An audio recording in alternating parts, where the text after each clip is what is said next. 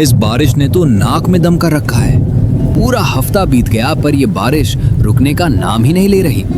इतने दिनों से काम पे नहीं जा पा रहा हूँ। पता नहीं घर का खर्च कैसे चलेगा। आप इतना परेशान मत होइए जी। भगवान ने अब तक कभी हमें भूखा नहीं सुलाया। इस बार भी कोई ना कोई रास्ता जरूर निकलेगा। आप हिम्मत मत हारिए। भगवान भी शायद हमारी परीक्षा ले रहे हैं। ऐसा लगता है जैसे एक मुसीबत खत्म भी नहीं होती कि दूसरे दरवाजे पर खड़ी मिल जाती है। पहले खेत की पूरी फसल मौसम की मार में बर्बाद हो गई। जिस फसल से पूरे साल का गुजारा होने की उम्मीद थी, वही हमारी आंखों के सामने मिट्टी में मिल गई। उसके बाद मजदूरी का काम भी बंद हो गया। दोनों पति पत्नी परेशान होकर घर की दहलीज पर बैठे बारिश रुकने का इंतजार कर रहे थे। पूरे दिन घमासान बारिश होता देख दोनों निराश होकर शाम होते ही घर के भीतर चले गए। सुमित्रा, मुझे नहीं लगता मौसम बदलेगा अभी। बारिश रुकने की उम्मीद छोड़ दो। सब्जियों में कीड़े लग रहे हैं, छत टपकने लगी है और तो और बारिश ज्यादा होने के कारण दीवारें भी गीली रहने लगी है। लगता है अब इस बारिश में ही मजदूरी करनी होगी। बारिश रुकने के इंतजार में कहीं बहुत देर ना हो जाए। अगली सुबह धीरू बारिश में ही मजदूरी करने सेठ हरि नारायण के यहाँ चला जाता है। क्या हुआ रे? इतनी सुबह सुबह, वो भी इस मूसलाधार बारिश में मेरे घर कैसे आना हुआ? देख तो, तू पूरा भीग चुका है, कपड़ों से पानी टपक रहा है। सेठ जी प्रणाम। सुना है कि आपके खेतों और गोदाम में मजदूरों की जरूरत है, इसलिए हिम्मत करके आपके पास चला आया हूँ। अगर आपके यहाँ मेरे लायक कोई भी काम हो तो मुझे रख लीजिए। मैं गरीब आदमी हूँ सेठ, जो पिछले कई दिनों से लगातार बारिश की वजह से मजदूरी बिल्कुल बंद पड़ी है। घर में खाने के लिए अनाज तक नहीं बचा। अरे तुझसे तो पूरा गांव नाराज रहता है। लोग तरह तरह की बातें करते हैं। कोई कहता है तू मनहूस है, कोई कहता है जहाँ तू जाता है वहाँ नुकसान हो जाता है। मैं भला तुझे काम पर क्यों रखूं? सेठ जी, यही बात तो मुझे भी समझ नहीं आती। मैंने आज तक किसी का बुरा नहीं किया, फिर भी लोग मुझसे नफरत क्यों करते हैं मुझे खुद नहीं पता। अगर गरीब होना ही मेरा अपराध है तो इसमें मेरा क्या कसूर? तेरी बातों में सच्चाई तो दिखाई देती है, लेकिन एक बात समझ ले, मेरे यहाँ काम करना इतना आसान नहीं है। यहाँ जो भी मजदूर काम करता है उसे सूरज निकलने से पहले खेत में पहुंचना पड़ता है और शाम ढलने तक बिना आलस किए काम करना पड़ता है। मेहनत से जी चुराने वालों के लिए मेरे यहाँ कोई जगह नहीं है। गोदाम में कई कई किलो की बोरियां उठानी पड़ती हैं। खेत में धूप हो, बारिश हो या ठंडी हवा चले, काम नहीं रुकता। सेठ जी, मेरे लिए मेहनत ही पूजा है। जब तक शरीर में जान है मैं पूरी ईमानदारी से काम करूंगा। आप निश्चिंत रहिए। ठीक है, आज से ही काम शुरू कर दे। और सुन, अगर तूने अपनी मेहनत से मेरा भरोसा जीत लिया तो मैं भी तेरा साथ कभी नहीं छोड़ूंगा। सच? सेठ जी, क्या आपने सचमुच मुझे काम पर रख लिया? मुझे तो यकीन ही नहीं हो रहा। आपका बहुत बहुत धन्यवाद सेठ जी। मैं दिल से आपका एहसान मानता हूँ।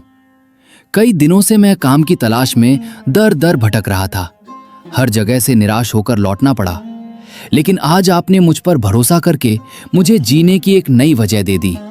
मैं इस भरोसे को कभी टूटने नहीं दूंगा। रमेश खेत जाने के लिए निकल पड़ता है। रास्ते में तेज बारिश, तूफान, सर्द हवाएं, इन सब का ऐसा कहर बरस रहा था कि दूर दूर तक एक भी व्यक्ति दिखाई नहीं दे रहा था। इतनी कठिनाइयां होने के बाद भी हिम्मत करके खेत पहुंचता है। अरे देखो, ये मनहूस भी आ गया। सुबह सुबह इसका चेहरा दिख जाए तो पूरा दिन ही खराब निकलता है। पता नहीं किसकी किस्मत फूटती है जो ये सामने आ जाता है। बिल्कुल सही कहा। पिछले कुछ महीनों से जहाँ भी ये गया है वहाँ कोई न कोई मुसीबत खड़ी हो गई। कभी फसल बर्बाद हो गई, कभी मजदूरी छूट गई। अब तो लोग इसे देखते ही रास्ता बदल लेते हैं। अरे भाई, इससे थोड़ा दूर ही रहो, कहीं इसकी बदकिस्मती हमारी किस्मत पर भी भारी ना पड़ जाए। गांव में पहले ही इतनी परेशानियां कम है क्या? भाइयों, आखिर आप लोग मुझे मनहूस क्यों कहते हो? मैंने ऐसा क्या किया है जिससे आप सब मुझसे इतनी नफरत करते हो? अगर मुझसे कोई गलती हुई है तो मुझे बताइए, मैं हाथ जोड़कर माफी मांग लूंगा। अरे गलती? तेरी सबसे बड़ी गलती यही है कि तू पैदा हुआ। सही कह रहा है, तू मनहूस ही तो है, इसलिए तो तेरे कोई रिश्तेदार नहीं है, कोई सगा संबंधी नहीं है। भगवान भी तुझसे नाराज है। तभी तो तू हमेशा दुखों में रहता है। भाई, इंसान गरीब हो सकता है, लेकिन मनहूस कैसे हो सकता है? अगर मेरे माँ बाप अब इस दुनिया में नहीं हैं, अगर मेरा कोई रिश्तेदार नहीं है, तो इसमें मेरा क्या कसूर है?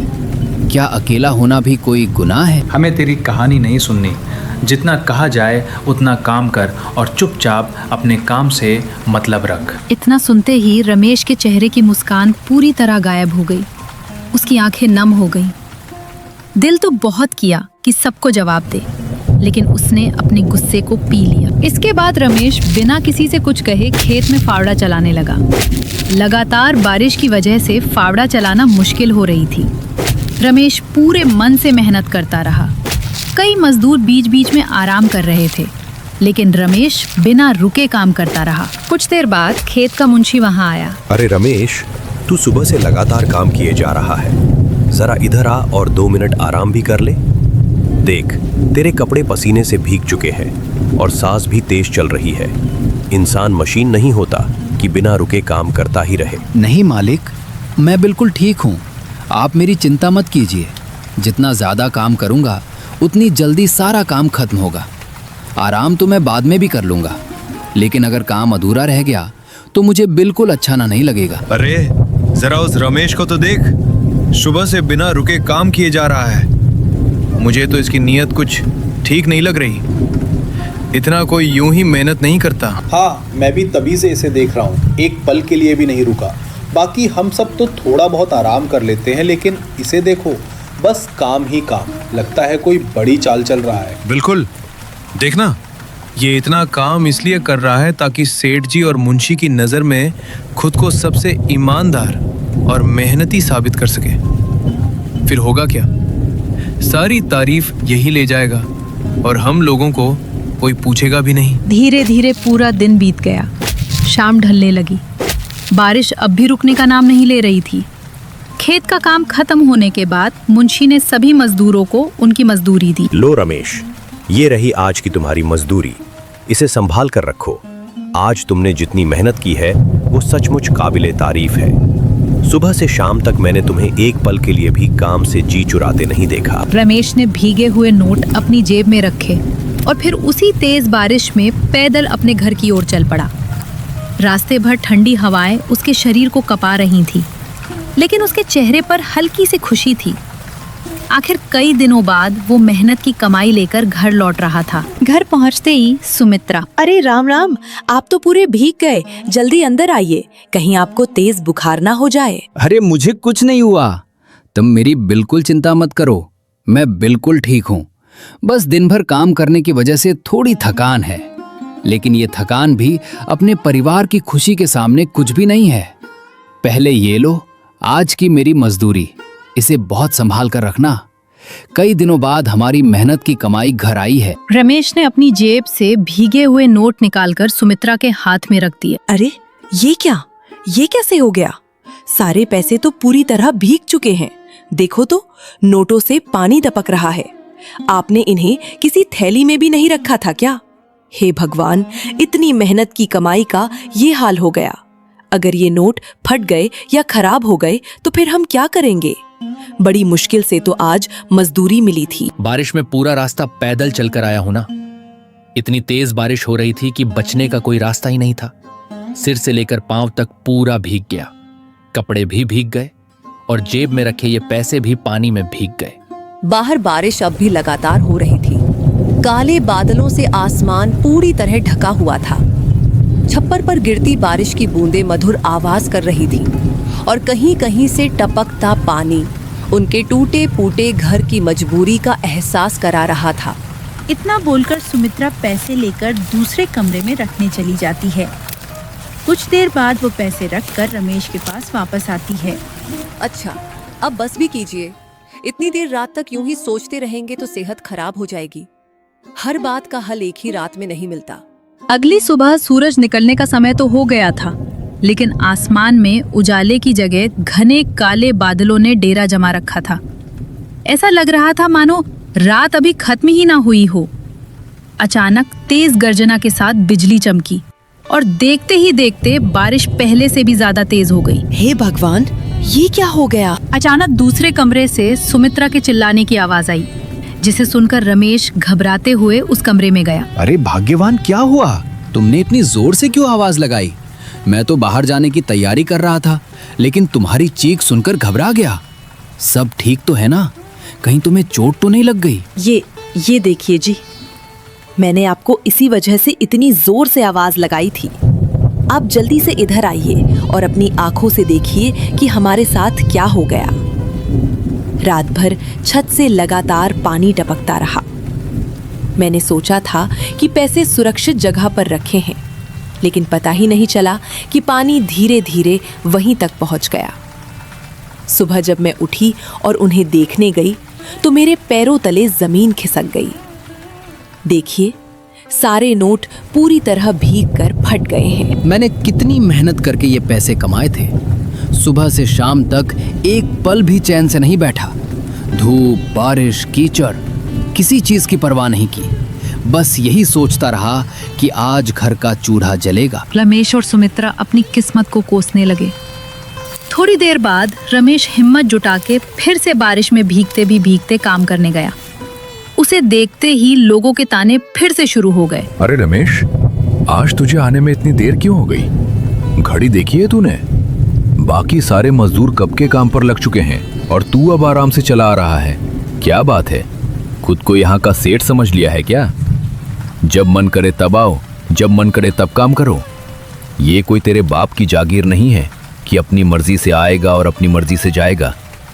यहाँ हर काम का समय तय है। नहीं मालिक, मैंने जानबूझकर देरी नहीं की। आप मुझे जितना चाहें डांट लीजिए, लेकिन यकीन मानिए मैं कभी भी अपनी मर्जी से देर से आने वाला इंसान नहीं हूँ। जिस दिन से आपने और सेठ जी ने मुझे काम दिया है, मैंने हमेशा समय से पहले पहुँचने की कोशिश की है। ओए रमेश, तेरी ये जुर्रत? अब तू हमसे जुबान भी लड़ाने लगा है। लगता है 2 दिन काम क्या मिल गया, अपने आप को बहुत बड़ा आदमी समझने लगा है। अपनी औकात मत भूल। तू यहाँ मालिक नहीं, एक मामूली मजदूर है। ये सुनते ही रमेश बहुत डर जाता है और उनसे विनती करने लगता है। मालिक, इतनी कठोर बातें मत कहिए। अगर मुझसे कोई गलती हो गई हो तो मैं हाथ जोड़कर आपसे माफ़ी मांगता हूँ। मेरा इरादा कभी आपका अपमान करने का नहीं था। मैंने तो बस अपनी मजबूरी बताने की कोशिश की थी। अगर मेरी किसी बात से आपको बुरा लगा हो तो उसे मेरी बदतमीजी नहीं, मेरी बेबसी समझिए। रमेश उनसे बार बार नफरत की वजह पूछता है, पर कोई भी उसे जवाब नहीं देता और सब उसे नजरअंदाज करके अपने अपने काम में लग जाते हैं। शाम होती है, सब अपने अपने घर जाते हैं। तब रमेश, आज सुबह घर से निकलने से पहले ही मैंने एक पुरानी प्लास्टिक की थैली संभाल कर रख ली है। मजदूरी मिलते ही सबसे पहले पैसों को उसी में रखूंगा, फिर उसे कपड़े में लपेटकर अपनी कमीज के अंदर सुरक्षित रखूंगा, चाहे बारिश कितनी भी तेज क्यों ना हो। इस बार मेरी मेहनत की कमाई को कुछ नहीं होने दूंगा। इतना बोलकर रमेश पैसे संभाल कर रख लेता है और अपने घर जाने लगता है। तभी रास्ते में उसे एक पति पत्नी का जोड़ा एक पेड़ के नीचे खड़ा दिखता है। अरे भाई, जरा मेरी बात सुनो। बारिश पहले से भी ज्यादा तेज होती जा रही है। देख नहीं रहे आसमान में कैसे काले बादल छा गए हैं? बिजली भी लगातार चमक रही है और गरज इतनी जोर से रही है कि दिल दहल जाए। मुझे तो लग रहा है कि किसी भी वक्त तेज तूफान आ सकता है। ऐसे मौसम में यूं खुले मैदान में या सड़क के किनारे खड़े रहना बिल्कुल ठीक नहीं है। अगर तेज हवा चली या कोई पेड़ गिर पड़ा तो बड़ी दुर्घटना हो सकती है। जानता हूँ भाई, तुम्हारी बात बिल्कुल सही है। मैं भी देख रहा हूँ कि बारिश हर मिनट और तेज होती जा रही है। हवा का रुख देखकर तो ऐसा लग रहा है कि अभी जोरदार तूफान भी आ सकता है। ऐसे मौसम में बाहर निकलना सचमुच जान जोखिम में डालने जैसा है। लेकिन मैं और कर भी क्या सकता हूँ? मेरे पास रुकने का कोई ठिकाना भी तो नहीं है। ना इस रास्ते में मेरा कोई रिश्तेदार रहता है, ना कोई ऐसा जान पहचान वाला है जिसके घर जाकर कुछ देर बैठ सकूं। मतलब क्या है तुम्हारा? कहना क्या चाहते हो? रमेश उस आदमी गोपाल से उसकी पहचान पूछता है। तभी गोपाल की पत्नी नैना बोलती है, जब हम घर से निकले थे तब मौसम बिल्कुल साफ था। हल्के हल्के बादल जरूर थे, लेकिन किसी ने नहीं सोचा था कि कुछ ही घंटों में इतनी भयानक बारिश शुरू हो जाएगी। रास्ते में अचानक काले बादल छा गए, तेज हवाएं चलने लगीं और देखते ही देखते मूसलाधार बारिश होने लगी। पहले तो हमें लगा कि थोड़ी देर रुककर इंतजार कर लेते हैं, लेकिन बारिश कम होने के बजाय और भी तेज होती चली गई। अब हालत ये है कि चारों तरफ सिर्फ पानी ही पानी दिखाई दे रहा है। सड़कें पूरी तरह डूब चुकी हैं। कीचड़ इतना है कि ठीक से चला भी नहीं जा रहा है और हमें समझ नहीं आ रहा कि किस दिशा में जाएं। तो क्या तुम लोग सचमुच यही सोच रहे हो कि जब तक बारिश नहीं थमेगी तब तक इसी पेड़ के नीचे खड़े रहोगे? अरे भाई, ये बिल्कुल भी सुरक्षित नहीं है। देखो, हवा हर मिनट तेज होती जा रही है, बिजली भी लगातार चमक रही है। अगर कहीं बिजली इस पेड़ पर गिर गई या तेज हवा में इसकी कोई बड़ी डाल टूटकर नीचे आ गई तो बहुत बड़ा हादसा हो सकता है। और देखो, जमीन भी पूरी तरह गीली हो चुकी है, चारों तरफ पानी भर गया है। अगर बारिश और तेज हो गई तो ये जगह भी सुरक्षित नहीं रहेगी। मुझे डर है कि कहीं पास का नाला उफान पर ना आ जाए या तेज हवा तुम्हारा संतुलन ही ना बिगाड़ दे। और कोई रास्ता भी तो नहीं है भाई।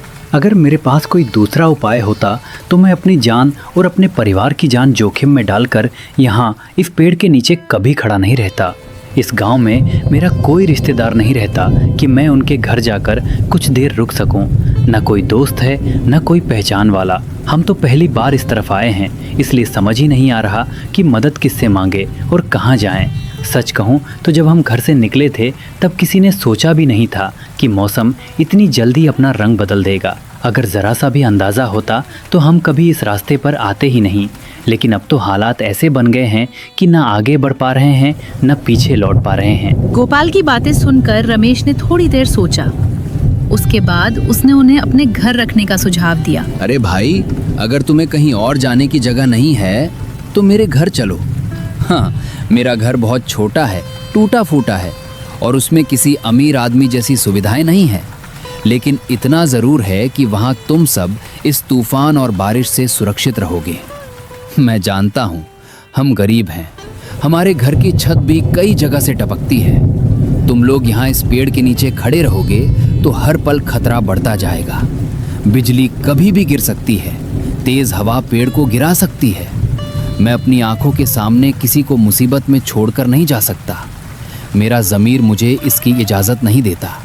चलो, मेरे साथ चलो। मेरी पत्नी सुमित्रा भी बहुत दयालु है। अरे नहीं नहीं भाई, ऐसा मत कहो। हम फालतू में तुम्हें परेशान नहीं करना चाहते। तुमने जिस अपनापन और बड़े दिल से हमें अपने घर चलने के लिए कहा, उसके लिए हम दिल से तुम्हारे आभारी हैं। आज के ज़माने में बिना किसी पहचान के कोई किसी पर इतना भरोसा नहीं करता, लेकिन तुमने तो हमें अपने परिवार जैसा समझ लिया। हम जानते हैं कि तुम भी एक मेहनत मजदूरी करने वाले इंसान हो, बड़ी मुश्किल से अपने परिवार का गुजारा करते हो। ऐसे में अगर हम सब अचानक तुम्हारे घर पहुंच गए तो तुम्हारे घर वालों को भी परेशानी होगी। हम नहीं चाहते कि हमारी वजह से तुम्हारे बच्चों के हिस्से का खाना कम पड़ जाए या तुम्हें किसी तरह की तकलीफ़ उठानी पड़े। और फिर बाहर मौसम पहले ही इतना ख़राब है, कहीं हमारे आने से तुम्हारे घर में और भी दिक्कत ना बढ़ जाए। तुम्हारा घर भी शायद बहुत बड़ा नहीं होगा। हम इतने लोग वहाँ रुकेंगे तो तुम्हें असुविधा होगी, इसलिए हम अपने कारण तुम्हारे ऊपर कोई बोझ नहीं डालना चाहते। अरे भाई, इसमें परेशानी कैसी? इंसानियत नाम की भी तो कोई चीज़ होती है। अगर एक इंसान दूसरे इंसान के काम ना आए तो फिर इस दुनिया में रिश्तों, अपनापन और दया का क्या मतलब रह जाएगा? तुम लोग इस वक्त मुसीबत में हो। ऐसे समय में अगर मैं तुम्हें यूं ही बारिश और तूफान के बीच छोड़कर चला जाऊं तो मेरा ज़मीर मुझे कभी माफ़ नहीं करेगा। हो सकता है मेरे पास धन दौलत ना हो, बड़ा घर ना हो, लेकिन इतना दिल ज़रूर है कि किसी परेशान इंसान को अपने दरवाजे से खाली हाथ वापस ना भेजूं। और फिर आज तुम मुसीबत में हो, कल मैं भी हो सकता हूँ। ज़िंदगी का क्या भरोसा, वक्त कभी एक जैसा नहीं रहता। इसलिए जो इंसान दूसरों के दुख में साथ खड़ा होता है, भगवान भी उसके बुरे समय में किसी न किसी को उसकी मदद के लिए भेज देता है। इतना बोलकर रमेश दोनों पति पत्नी को अपने साथ अपने घर लेकर चला जाता है। दो अनजान लोगों के देखकर सुमित्रा थोड़ी चिंतित हो जाती है। सुनिए जी, ये दोनों कौन है? अरे भाग्यवान, घबराने की कोई बात नहीं है। ये दोनों कोई बुरे लोग नहीं हैं, ये मुसाफिर हैं। शहर से हमारे गांव घूमने आए थे, लेकिन भगवान को शायद कुछ और ही मंजूर था। अचानक इतनी तेज बारिश और तूफान आ गया कि ये लोग बीच रास्ते में ही फंस गए। जब मैं काम से लौट रहा था तब मैंने इन्हें सड़क किनारे एक बड़े पेड़ के नीचे खड़े देखा। बारिश लगातार तेज होती जा रही थी, बिजली बार बार चमक रही थी और हवा इतनी तेज चल रही थी कि किसी भी पल कोई बड़ा हादसा हो सकता था। इनके साथ बच्चे और एक बुजुर्ग भी थे। सभी डर के मारे सहमे हुए थे और समझ नहीं पा रहे थे कि कहाँ जाएं। मैंने इनसे पूछा कि किसी के घर क्यों नहीं चले जाते, तो इन्होंने बताया कि इस गांव में इनका कोई रिश्तेदार या जान पहचान वाला नहीं है। न कोई ठिकाना था, न वापस लौटने का रास्ता। चारों तरफ पानी ही पानी था। ऐसे में इन्हें वहां अकेला छोड़ना मुझे ठीक नहीं लगा। मैं जानता हूं हमारा घर बहुत छोटा है, छत भी कई जगह से टपकती है और खाने पीने का सामान भी ज्यादा नहीं है। लेकिन अगर भगवान ने हमें किसी की मदद करने लायक बनाया है तो हमें पीछे नहीं हटना चाहिए। सोचो भाग्यवान, अगर कभी हम किसी अनजान जगह पर ऐसी मुसीबत में फंस जाएं और कोई हमारी मदद कर दे तो हमें कैसा लगेगा। इंसानियत का यही मतलब होता है कि मुसीबत में पड़े इंसान का हाथ थाम लिया जाए। मैंने इन्हें कह दिया है कि जब तक बारिश और तूफान नहीं थम जाता ये हमारे घर में ही रहेंगे। इसके बाद रमेश सुमित्रा को सारी बातें बताता है। उनके घर पहली बार मेहमान आए थे। इसी खुशी में सुमित्रा के चेहरे पर एक अलग ही चमक आ जाती है। अरे वाह, सच में हमारे घर मेहमान आए हैं। ये तो हमारे लिए बहुत खुशी की बात है। आप सबका हमारे इस छोटे से घर में दिल से स्वागत है। घर भले ही बड़ा नहीं है, लेकिन कोशिश यही रहेगी कि आपको अपनेपन की कोई कमी महसूस ना हो। आइए, पहले अंदर आइए। आप सब पूरी तरह भीग चुके हैं। ऐसे दरवाजे पर क्यों खड़े हैं? पहले सूखे कपड़े पहन लीजिए, फिर आराम से बैठकर शरीर को गर्म कीजिए। मैं अभी चूल्हे में आग जलाती हूँ ताकि आप सबको ठंड ना लगे। रमेश और सुमित्रा गोपाल और नैना का बहुत आदर और सम्मान के साथ स्वागत करते हैं। वो दोनों कुछ पल शांति से वहीं बैठती हैं। तब सुमित्रा रसोई में जाकर फटाफट अलग अलग तरह के स्वादिष्ट पकवान बना लेती है और रात होते ही सब एक साथ बैठकर बहुत प्यार से खाते हैं। अरे वाह भाभी, सच कहूँ आपके हाथों में तो सचमुच जादू है। इतना स्वादिष्ट भोजन मैंने बहुत दिनों बाद खाया है। हर निवाले में ऐसा अपनापन और प्यार महसूस हो रहा है जैसे मैं अपने ही घर में बैठकर खाना खा रहा हूँ। जब हम इस गांव में फंसे थे तब तो हमें लगा था कि शायद आज रात भूखे ही गुजारनी पड़ेगी, लेकिन भगवान ने हमें आप जैसे नेकदिल इंसानों से मिला दिया। आपने न सिर्फ हमें अपने घर में जगह दी बल्कि इतनी आत्मीयता से हमारा स्वागत भी किया कि हमारी सारी घबराहट ही दूर हो गई। अरे भाई, इसमें धन्यवाद देने जैसी कोई बात नहीं है। ये तो हमारा फर्ज है। आखिर मेहमान भगवान का रूप जो होते हैं। बचपन से हमारे माँ बाप ने हमें यही संस्कार दिए हैं कि अगर कोई इंसान मुसीबत में तुम्हारे दरवाजे पर आए तो उसे कभी खाली हाथ या निराश मत लौटाना। हम गरीब जरूर हैं, लेकिन हमारी सोच गरीब नहीं है। भगवान ने हमें धन दौलत भले कम दी हो, लेकिन किसी की मदद करने का दिल बहुत बड़ा दिया है। इंसान की असली अमीरी उसके पैसों से नहीं, बल्कि उसके व्यवहार और उसके कर्मों से पहचानी जाती है। आज तुम लोग मुसीबत में थे, इसलिए तुम्हारी मदद करना हमारा कर्तव्य था। अगर मैं तुम्हें उस बारिश और तूफान में अकेला छोड़ देता तो शायद सारी जिंदगी खुद की नजरों में गिर जाता। रात को चैन की नींद भी नहीं आती। इंसानियत यही सिखाती है कि किसी के दुख में उसका सहारा बनो। कुछ ही समय में उन चारों के बीच अच्छी खासी दोस्ती हो गई थी। देर रात तक उन्होंने खूब गप्पे लड़ाए और देखते ही देखते चारों की आंख लग गई। सुबह सूरज सर पर था। काम पे जाने के लिए रमेश को बहुत देरी हो गई थी। अरे बाप रे, आज तो आँख खुलने में ही बहुत देर हो गई। लगता है कल रात देर तक जागने की वजह से नींद ही पूरी नहीं हुई। मैं तो मेहमानों की देखभाल करते करते पता ही नहीं चला कि रात कब बीत गई। जैसे ही लेटा कब आंख लग गई कुछ पता ही नहीं चला। हे भगवान, सूरज तो काफी ऊपर चढ़ाया है। आज मुझे कितनी देर हो गई है? ये मेरे साथ क्या हो गया? मैंने तो कभी भी काम पर जाने में इतनी देर नहीं की। पहले ही दिन मैंने सेठ जी और ठाकुर साहब से वादा किया था कि मैं हमेशा समय पर आऊंगा और पूरी ईमानदारी से काम करूंगा। अगर ठाकुर साहब को पता चल गया कि मैं आज इतनी देर से पहुंचा हूं तो न जाने वे क्या सोचेंगे।